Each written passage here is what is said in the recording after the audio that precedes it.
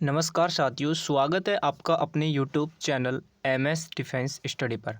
साथियों, इस वीडियो में बात करने वाले हैं एसएससी जीडी एग्ज़ाम के लिए जीके जीएस के कुछ इम्पोर्टेंट क्वेश्चनों पर हम डिस्कस करने वाले हैं, जो कि आपके एसएससी जीडी एग्ज़ाम के लिए अति महत्वपूर्ण प्रश्नोत्तरी यहाँ पर रहने वाली है। तो वीडियो को पूरा अंत तक आपको ज़रूर देखना है, और जो भी साथी चैनल पर नए हैं साथियों, चैनल को भी आप ज़रूर सब्सक्राइब कर लीजिए साथियों। तो चलिए स्टार्ट करते हैं आज की इस वीडियो को। तो पहला क्वेश्चन साथियों आपकी स्क्रीन पर है, भारत के राष्ट्रीय गान के रचयिता हैं। भारत के राष्ट्रीय गान के रचयिता जो हैं वो कौन है? ऑप्शन आपको दिए गए हैं, बंकिम चंद्र चटर्जी, ऑप्शन बी दे रखा है रविंद्रनाथ टैगोर, ऑप्शन सी दे रखा है सरोजिनी नायडू, ऑप्शन डी दे रखा है अरविंद घोष। तो राइट आंसर क्या होगा? ऑप्शन आप कमेंट सेक्शन में ज़रूर बताएं। तो भारत के राष्ट्रीय गान के जो रचयिता हैं वो आपको सभी को पता होना चाहिए, वो हैं आपके रविंद्रनाथ टैगोर। कौन है साथियों? रविंद्रनाथ टैगोर जी हैं। तो ऑप्शन की बात करें तो बी आपका यहाँ पर क्या हो जाएगा? राइट आंसर होने वाला है। चलिए नेक्स्ट क्वेश्चन की ओर चलते हैं। अगला क्वेश्चन देखिए और जल्दी से आंसर दीजिए कमेंट सेक्शन में। निम्नलिखित राज्यों में से भारत के किस राज्य में मानस राष्ट्रीय उद्यान स्थित है? साथियों, जो भी यहाँ पर क्वेश्चन करवाए जाएंगे ये आपके किसी न किसी शिफ्ट में आपके जरूर आपसे पूछे जाने वाले हैं। तो आपसे पूछ लिया कि मानस राष्ट्रीय जो उद्यान है ये स्थित है, तो किस राज्य में स्थित है? पश्चिम बंगाल में, उड़ीसा में, असम में या सिक्किम में? तो इस क्वेश्चन का राइट आंसर हो जाएगा, जो मानस राष्ट्रीय उद्यान है ये आपके असम राज्य में स्थित है। कहाँ पर स्थित है? असम राज्य में। तो करेक्ट आंसर क्या होगा यहाँ पर? ऑप्शन नंबर सी हो जाएगा। ठीक है, चलिए नेक्स्ट क्वेश्चन की ओर बढ़ते हैं। अगला क्वेश्चन है, उज्जैन किस नदी के किनारे स्थित है? जो उज्जैन है आपका, ये किस नदी के किनारे स्थित है? नर्मदा नदी, तवा नदी या क्षिप्रा नदी या तापी नदी? जल्दी से आंसर दीजिए। उज्जैन किस नदी के किनारे स्थित है? तो उज्जैन की बात करें तो ये आपकी क्षिप्रा नदी के किनारे स्थित है। किस पर? क्षिप्रा नदी। तो यहाँ पर जो राइट आंसर होगा ये होगा आपका ऑप्शन नंबर सी। चलिए नेक्स्ट क्वेश्चन की ओर देखिए। उत्तर प्रदेश के किस शहर को राष्ट्रीय राजमार्गों का चौराया कहा जाता है? उत्तर प्रदेश के किस शहर को राष्ट्रीय राजमार्गों का जो चौराया है ये कहा जाता है? वाराणसी को कहा जाता है, प्रयागराज को कहा जाता है, अलीगढ़ को कहा जाता है या कानपुर को कहा जाता है? तो उत्तर प्रदेश के किस शहर को राष्ट्रीय राजमार्गों का चौराया कहा जाता है? तो ये कहा जाता है आपके कानपुर को। किसको? कानपुर शहर को। कानपुर शहर को कहा जाता है राजमार्गों का चौराया। तो करेक्ट आंसर क्या हो जाएगा यहाँ पर? ऑप्शन नंबर डी हो जाएगा आपका राइट आंसर। ठीक है, चलिए नेक्स्ट क्वेश्चन की ओर बढ़ते हैं। अगला क्वेश्चन साथियों आपकी स्क्रीन पर है और जल्दी से आंसर दीजिए क्वेश्चन नंबर 5 का। झीलों की नगरी किस शहर को कहा जाता है? क्वेश्चन नंबर 5 है, झीलों की जो नगरी है ये किस शहर को कहा जाता है? उदयपुर, नागपुर, लखनऊ या नासिक? तो झीलों की जो नगरी है ये कहा जाता है आपके उदयपुर शहर को। किसको कहा जाता है साथियों? उदयपुर शहर को कहा जाता है झीलों की नगरी। तो करेक्ट आंसर क्या हो जाएगा यहाँ पर? ऑप्शन नंबर ए हो जाएगा। ठीक है, चलिए अगले क्वेश्चन की ओर बढ़ते हैं। नेक्स्ट क्वेश्चन है, 23 मार्च को किसके शहीद होने की याद में शहीद दिवस मनाया जाता है? शहीद जो दिवस है ये भी आपसे पूछ सकता है कब मनाया जाता है। तो 23 मार्च को शहीद दिवस मनाया जाता है, लेकिन किसकी याद में मनाया जाता है? तो ये आपका मनाया जाता है साथियों भगत सिंह, राजगुरु एवं सुखदेव की याद में। किसकी याद में? भगत सिंह, राजगुरु एवं सुखदेव जी की याद में मनाया जाता है शहीद दिवस। और कब मनाया जाता है? तो 23 मार्च को यह मनाया जाता है। तो इस क्वेश्चन का जो राइट आंसर होगा ये आपका हो जाएगा option number C. Option C आपका यहाँ पर क्या हो जाएगा? राइट आंसर होने वाला है। ठीक है, चलिए अगले क्वेश्चन की ओर बढ़ते हैं। नेक्स्ट क्वेश्चन है, राष्ट्रीय हथकरघा दिवस कब मनाया जाता है? राष्ट्रीय हथकरघा जो दिवस है ये आपका कब मनाया जाता है? 7 जून को, 17 जुलाई को, 7 अगस्त को या 17 सितंबर को? तो जल्दी से आंसर दीजिए साथियों। क्वेश्चन नंबर 7 का राइट आंसर क्या होगा? तो राष्ट्रीय हथकरघा जो दिवस है ये आपका मनाया जाता है 7 अगस्त को। कब? 7 अगस्त को मनाया जाता है राष्ट्रीय हथकरघा दिवस। तो ऑप्शन सी यहाँ पर क्या हो जाएगा? Right answer. ठीक है, चलिए अगला क्वेश्चन देखिए। मुगल साम्राज्य का संस्थापक कौन है? मुगल साम्राज्य का संस्थापक कौन है? अकबर है, इब्राहिम लोदी है, शेर शाह सूरी है या बाबर है? तो मुगल साम्राज्य का जो संस्थापक है वो है आपके बाबर। कौन है साथियों? बाबर हैं आपके मुगल साम्राज्य का संस्थापक। तो यहाँ पर करेक्ट आंसर की बात करें तो ऑप्शन डी आपका क्या हो जाएगा? राइट आंसर हो जाएगा, ऑप्शन नंबर डी। चलिए नेक्स्ट क्वेश्चन है, खानवा का युद्ध खालिस्तान वर्ष में लड़ा गया था? खानवा का जो युद्ध है ये कब लड़ा गया था? 1500 किस में? 1527 में, 1529 में या 1525 में? क्वेश्चन नंबर 9 का आंसर दीजिए। खानवा का जो युद्ध है ये किस वर्ष में लड़ा गया था? तो ये आपका लड़ा गया था साथियों 1527 में। 1527 में लड़ा गया था खानवा का युद्ध। तो यहाँ पर करेक्ट जो आंसर होगा ये आपका हो जाएगा ऑप्शन नंबर बी। खानवा का युद्ध कब लड़ा गया था? तो 1527 में लड़ा गया था। अब आपसे पूछ ले किस किस के बीच लड़ा गया था, तो ये नेक्स्ट क्वेश्चन यही आपके बीच में क्वेश्चन नंबर 10 कि खानवा का जो युद्ध है ये किस किस के बीच लड़ा गया था, ये भी आपसे पूछा जा सकता है। तो जल्दी से आंसर दे दीजिए इस क्वेश्चन का। खानवा का जो युद्ध है ये किस किस के बीच लड़ा गया था? तो ये आपका लड़ा गया था साथियों बाबर और राणा सांगा के बीच। किस किस के बीच? बाबर और राणा सांगा के बीच लड़ा गया था आपका खानवा का युद्ध साथियों।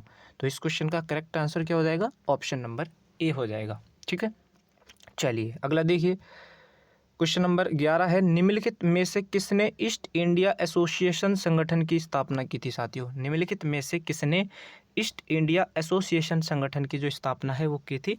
तो ये की थी आपके दादा भाई नौरोजी ने। किसने? दादा भाई नौरोजी ने की थी आपके ईस्ट इंडिया एसोसिएशन संगठन की स्थापना। तो करेक्ट आंसर हो जाएगा यहाँ पर option number D. Option D आपका यहाँ पर राइट आंसर हो जाएगा। अगला है, भारतीय राष्ट्रीय कांग्रेस के संस्थापक कौन थे? भारतीय राष्ट्रीय कांग्रेस के यहाँ पर संस्थापक की बात कर रहा है तो कौन थे? तो राइट आंसर हो जाएगा ए ओ ह्यूम। कौन थे साथियों? ए ओ ह्यूम थे भारतीय राष्ट्रीय कांग्रेस के संस्थापक। तो इसका जो राइट आंसर होगा ये हो जाएगा आपका ऑप्शन नंबर बी। अगला देखिए, बंग भंग के बाद कौन सा आंदोलन शुरू हुआ था? क्वेश्चन नंबर 13 का आंसर दीजिए जल्दी से। बंग भंग के बाद कौन सा जो आंदोलन है ये शुरू हुआ था? तो वो आपका है स्वदेशी आंदोलन। कौन सा आंदोलन है? स्वदेशी आंदोलन शुरू हुआ था आपके बंग भंग के बाद। तो यहाँ पर करेक्ट आंसर की बात करें तो ऑप्शन बी हो जाएगा आपका राइट आंसर। नेक्स्ट क्वेश्चन देखिए, भारतीय राष्ट्रीय कांग्रेस के पहले अध्यक्ष कौन थे?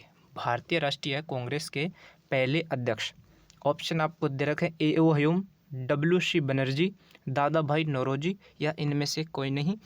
तो कौन थे? जल्दी से आंसर दे दीजिए। तो राइट आंसर हो जाएगा WC बनर्जी थे आपके भारतीय राष्ट्रीय कांग्रेस के पहले अध्यक्ष। कौन थे साथियों? WC बनर्जी। तो करेक्ट आंसर क्या हो जाएगा यहाँ पर? ऑप्शन नंबर बी हो जाएगा। ठीक है, चलिए अगला देखिए। कलकत्ता में एशियाटिक सोसाइटी ऑफ बंगाल स्थापना जो कि कब हुई थी? 1784 ईस्वी में। किसने की थी? ये आपसे पूछा है।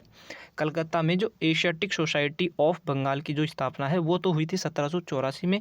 ये आपसे पूछा कि किसने की थी? हुई थी तो 1784 में, लेकिन किसने की थी ये आपसे पूछा है। तो वो की थी आपके विलियम जोन्स ने। किसने?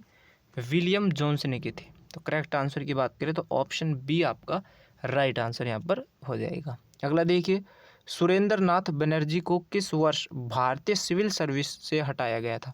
सुरेंद्र नाथ बनर्जी को किस वर्ष भारतीय सिविल सर्विस से हटाया गया था? 1874 में, 1877 में, 1855 में या 1892 में? तो इसका राइट आंसर हो जाएगा 1874 ईस्वी में हटाया गया था सुरेंद्र नाथ बनर्जी को भारतीय सिविल सर्विस से। कब हटाया गया था? 1874 ईस्वी में हटाया गया था। तो राइट आंसर हो जाएगा इस क्वेश्चन का ऑप्शन नंबर ए। चलिए साथियों अगला क्वेश्चन देखिए, भारतीय राष्ट्रीय कांग्रेस के संस्थापक कौन थे? भारतीय राष्ट्रीय कांग्रेस के जो संस्थापक थे वो कौन थे? तो इस क्वेश्चन का राइट आंसर हो जाएगा ए ओ ह्यूम थे। भारतीय राष्ट्रीय कांग्रेस के संस्थापक कौन थे साथियों? ए ओ ह्यूम। ऑप्शन बी यहाँ पर क्या हो जाएगा? Right answer. नेक्स्ट क्वेश्चन है, जल्दी से आंसर दीजिए कमेंट सेक्शन में। इस क्वेश्चन का आपको कमेंट सेक्शन में आंसर देना है। भारत के विभाजन के समय भारतीय राष्ट्रीय कांग्रेस का अध्यक्ष कौन था? जब भारत का विभाजन हुआ था उस समय भारतीय राष्ट्रीय कांग्रेस के जो अध्यक्ष थे वो कौन थे? तो उस समय जो अध्यक्ष थे वो थे आपके JB कृपलानी। कौन थे साथियों? JB कृपलानी थे उस समय अध्यक्ष।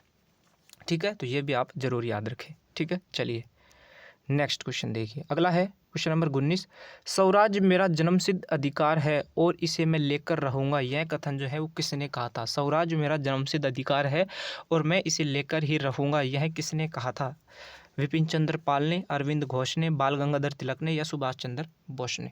तो राइट आंसर हो जाएगा बाल गंगाधर तिलक ने कहा था स्वराज मेरा जन्मसिद्ध अधिकार है और इसे मैं लेकर ही रहूंगा। यह किसने कहा था? यह कहा था बाल गंगाधर तिलक जी ने। तो करेक्ट आंसर हो जाएगा यहाँ पर ऑप्शन नंबर सी हो जाएगा। ठीक है, चलिए अगला क्वेश्चन देखिए, क्वेश्चन नंबर 20, भारत में पहला अंग्रेजी अखबार किसने प्रारंभ किया था? भारत में पहला जो अंग्रेजी अखबार है ये किसने प्रारंभ किया था?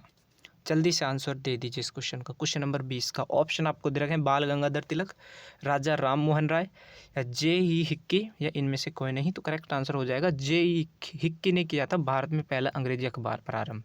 ठीक है, चलिए अगला क्वेश्चन की ओर बढ़ते हैं। Next question, question number 21, Bharat में प्रकाशित पहला समाचार पत्र निम्नलिखित में से कौन सा है? जल्दी जल्दी से आंसर दीजिए, कम समय में हम ज़्यादा से ज़्यादा क्वेश्चन यहाँ पर सॉल्व करने की कोशिश करने वाले हैं। तो भारत में प्रकाशित पहला समाचार पत्र निम्नलिखित में से कौन सा है? तो वो है आपका द बंगाल गजट। कौन सा है? The Bengal gazette. ठीक है, चलिए अगला क्वेश्चन देखिए, निम्नलिखित में से किस समाचार पत्र पत्रिका से महात्मा गांधी संबंधित नहीं थे पूछा है। ये भी याद रखना कि किस समाचार पत्र पत्रिका से महात्मा गांधी संबंधित नहीं थे। आंसर दीजिए। तो देखिए, इंडिया ओपिनियन से संबंधित है, वो यंग इंडिया से भी है, नवजीवन से भी है, योगांतर से नहीं है। किससे नहीं है? योगांतर से संबंधित नहीं है। तो वो ही आपका राइट आंसर हो जाएगा, ऑप्शन नंबर डी हो जाएगा। चलिए अगला देखिए और जल्दी से आंसर दीजिए। क्वेश्चन क्या बोल रहा है? क्वेश्चन नंबर 23, भारत की 2011 की जनगणना के अनुसार भारत की लगभग कितने प्रतिशत जनसंख्या शहरी क्षेत्रों में निवास करती है? कितने प्रतिशत जो जनसंख्या है वो शहरी क्षेत्रों में निवास करती है? तो 31.15 जो जनसंख्या है वो कहाँ पर निवास करती है? प्रतिशत जो जनसंख्या है वो शहरी क्षेत्रों में निवास करती है, यानी कि ऑप्शन ए आपका यहाँ पर क्या हो जाएगा? Right answer. ठीक है, चलिए अगला देखिए, 2011 की जनगणना के अनुसार भारत का सर्वाधिक साक्षर राज्य कौन सा है? देखिए 2011 की जनगणना के अनुसार पक्का हर शिफ्ट में आपको 1 से 2 क्वेश्चन जरूर देखने को मिलने वाले हैं। तो 2011 की जनगणना के अनुसार भारत का सर्वाधिक जो साक्षर राज्य है वो कौन सा है? तो वो है आपका केरल राज्य। कौन सा राज्य है? केरल राज्य है। करेक्ट आंसर क्या होगा? ऑप्शन नंबर डी हो जाएगा। अगला देखिए, मृदा अपरदन को किससे रोका जा सकता है? मृदा अपरदन को किससे रोका जा सकता है, ये आपसे पूछा है। तो जल्दी से आंसर दीजिए क्वेश्चन नंबर 20 का। तो वन रोपण द्वारा रोका जा सकता है, वन रोपण के द्वारा रोका जा सकता है मृदा अपरदन को। तो करेक्ट आंसर यहाँ पर हो जाएगा ऑप्शन नंबर बी। चलिए अगला देखिए, ज्वालामुखी सक्रियता द्वारा किस प्रकार की झील बनती है? किस प्रकार की झील बनती है? तो राइट आंसर हो जाएगा ज्वालामुखी झील बनती है। कौन सी झील बनती है? ज्वालामुखी झील बनती है। ठीक है, चलिए अगला देखिए और आंसर दीजिए, भारतीय संविधान में मौलिक अधिकारों की सूची किस देश के संविधान से ली गई है? मौलिक अधिकारों की जो सूची है वो किस देश के संविधान से ली गई है? तो ये ली गई है आपके अमेरिका के संविधान से। किस संविधान से? अमेरिका के संविधान से ली गई है। ठीक है, चलिए नेक्स्ट क्वेश्चन देखिए और आंसर दीजिए, भारतीय संविधान में राज्य के नीति निर्देशक तत्व किस संविधान से लिए गए हैं? नीति निर्देशक जो तत्व हैं ये किस संविधान से लिए गए हैं? तो ये आपके आयरलैंड के संविधान से लिए गए हैं। किससे लिए गए हैं? आयरलैंड के संविधान से लिए गए हैं। ठीक है, चलिए अगला देखिए और आंसर दीजिए, भारत में एकल नागरिकता की अवधारणा निम्नलिखित में से किस देश से अपनाई है? एकल नागरिकता की जो अवधारणा है वो किस देश से अपनाई है? आयरलैंड से, जापान से, ऑस्ट्रेलिया से, या इंग्लैंड से? चौथा ऑप्शन है। तो राइट आंसर हो जाएगा आपका इंग्लैंड से अपनाई है। किससे अपनाई है साथियों? इंग्लैंड से। तो करेक्ट आंसर क्या हो जाएगा? ऑप्शन नंबर डी हो जाएगा। अगला देखिए क्वेश्चन नंबर 30, भारतीय संघ की कार्यपालिका तथा भारतीय गणतंत्र प्रमुख कौन होता है? भारत का प्रधानमंत्री होता है, भारत का मुख्यमंत्री, भारत का राष्ट्रपति, या भारत का राज्यपाल? तो राइट आंसर हो जाएगा भारत का जो राष्ट्रपति होता है वो होता है। ठीक है, ये तो राइट आंसर हो जाएगा ऑप्शन नंबर सी। अगला देखिए, भारतीय सशस्त्र सेनाओं का सर्वोच्च कमांडर कौन होता है? भारतीय सशस्त्र सेनाओं का जो सर्वोच्च कमांडर है वो कौन होता है? राष्ट्रपति होता है, प्रधानमंत्री होता है, रक्षा मंत्री होता है, या सबसे लंबे समय तक सेवारत सेना अध्यक्ष होता है? तो 31 का जो राइट आंसर हो जाएगा वो हो जाएगा राष्ट्रपति। भारतीय सशस्त्र सेनाओं का जो सर्वोच्च कमांडर है वो आपके राष्ट्रपति होते हैं। अगला देखिए, किस अनुच्छेद के तहत राष्ट्रपति पद का प्रावधान है? किस अनुच्छेद के तहत राष्ट्रपति पद का प्रावधान है? तो ये आपके अनुच्छेद 55 के तहत। किसके तहत? अनुच्छेद आर्टिकल 55 के तहत राष्ट्रपति पद का क्या है? प्रावधान है। तो राइट आंसर हो जाएगा ऑप्शन नंबर ए। अगला है, भारत के राष्ट्रपति के लिए आवश्यक योग्यता नहीं है। आवश्यक योग्यता नहीं पूछा है, आवश्यक योग्यता नहीं है। तो ऑप्शन ए आपको दे रखा है, वह भारत का नागरिक हो जी, वह 35 वर्ष से अधिक वर्ष की आयु का हो, ये भी सही है। उसमें लोकसभा के लिए निर्धारित सभी योग्यताएं हो, ठीक है। नहीं आपसे पूछा है जो योग्यता आवश्यक नहीं है, तो ऑप्शन डी आपका राइट आंसर हो जाएगा, वह संसद के किसी सदन का सदस्य हो, ठीक है। तो ऑप्शन आपका डी राइट आंसर हो जाएगा। भारत के राष्ट्रपति के लिए आवश्यक योग्यता नहीं है, तो यही आवश्यक योग्यता नहीं है, वह संसद के लिए सदन का सदस्य हो। तो ऑप्शन डी आपका यहाँ पर क्या हो जाएगा, राइट आंसर। अगला क्वेश्चन देखिए, किस अनुच्छेद के तहत राष्ट्रपति निर्वाचन का प्रावधान है? किस अनुच्छेद के तहत राष्ट्रपति निर्वाचन का प्रावधान है? तो यह है आपके आर्टिकल 55 के तहत, आर्टिकल अनुच्छेद 55, ठीक है। चलिए साथियों, नेक्स्ट क्वेश्चन की ओर बढ़ते हैं। अगला क्वेश्चन है, प्रधानमंत्री की नियुक्ति किसके द्वारा की जाती है? प्रधानमंत्री की जो नियुक्ति है साथियों, ये किसके द्वारा की जाती है? राष्ट्रपति के द्वारा, उपराष्ट्रपति के द्वारा, प्रधानमंत्री के द्वारा या मुख्यमंत्री के द्वारा? तो प्रधानमंत्री की जो नियुक्ति है साथियों, ये की जाती है राष्ट्रपति के द्वारा। किसके द्वारा? राष्ट्रपति के द्वारा। ये तो आपको सभी को पता होना चाहिए। तो राइट आंसर हो जाएगा ऑप्शन नंबर ए। अगला क्वेश्चन देखिए, संसदीय शासन में वास्तविक कार्यपालिका शक्ति किसके पास होती है? संसदीय शासन में वास्तविक कार्यपालिका शक्ति किसके पास होती है? तो ये होती है आपके प्रधानमंत्री के पास। किसके पास होती है? प्रधानमंत्री के पास होती है। तो करेक्ट आंसर हो जाएगा ऑप्शन नंबर सी हो जाएगा। अगले क्वेश्चन की ओर बढ़ते हैं साथियों, और जल्दी से आंसर दीजिए आप इस क्वेश्चन का। प्रधानमंत्री के नियुक्ति संबंधी प्रावधान संविधान के किस अनुच्छेद में वर्णित है? नियुक्ति संबंधी प्रावधान आपसे पूछा है कि संविधान के किस अनुच्छेद में वर्णित है? ऑप्शन आपको दे रखा है, अनुच्छेद 75, अनुच्छेद 80, अनुच्छेद 81, अनुच्छेद 78, 78। तो 37 नंबर का आंसर दीजिए।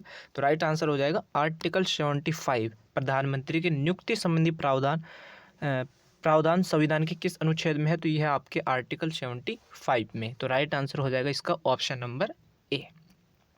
चलिए अगला देखिए, क्वेश्चन नंबर 38, भारत के प्रधानमंत्री पद के लिए उम्मीदवार की कम से कम कितनी उम्र होनी चाहिए? भारत के प्रधानमंत्री पद के लिए उम्मीदवार की जो कम से कम उम्र है वो कितनी होनी चाहिए? 25 वर्ष, 30 वर्ष, 35 वर्ष या 40 वर्ष?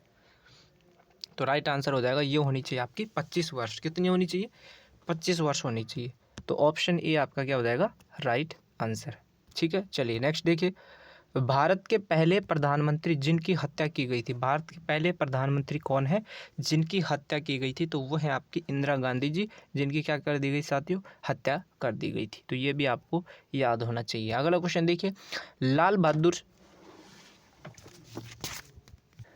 अगला क्वेश्चन है, लाल बहादुर शास्त्री का जो जन्म है ये कब हुआ था? ऑप्शन आपको दे रखा है 2 अक्टूबर को, 2 अक्टूबर 1869, 2 अक्टूबर 1904, 12 अक्टूबर 1904 या 12 अक्टूबर 1804। तो राइट आंसर क्या होगा, जल्दी से आंसर दीजिए कमेंट सेक्शन में। तो राइट आंसर हो जाएगा आपका 2 अक्टूबर 1904 को हुआ था लाल बहादुर शास्त्री का जन्म। तो राइट आंसर हो जाएगा यहाँ पर ऑप्शन नंबर बी।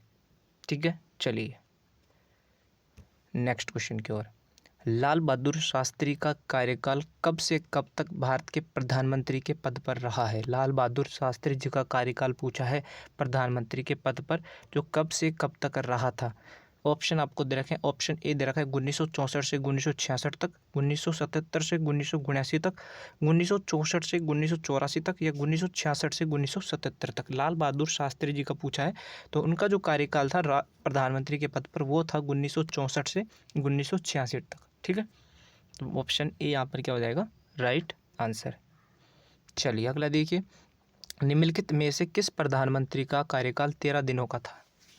तो कौन से प्रधानमंत्री का जो कार्यकाल था वो 13 दिनों का था? तो वो थे आपके अटल बिहारी वाजपेयी जी का जो कार्यकाल था वो कितना था, 13 दिनों का था।